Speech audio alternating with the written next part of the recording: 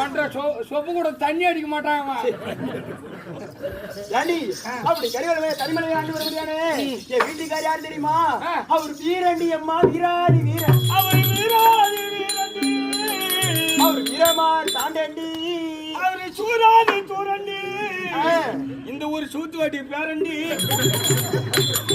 அதை வாங்கி தின்ன மாதிரி வழிபாட்டு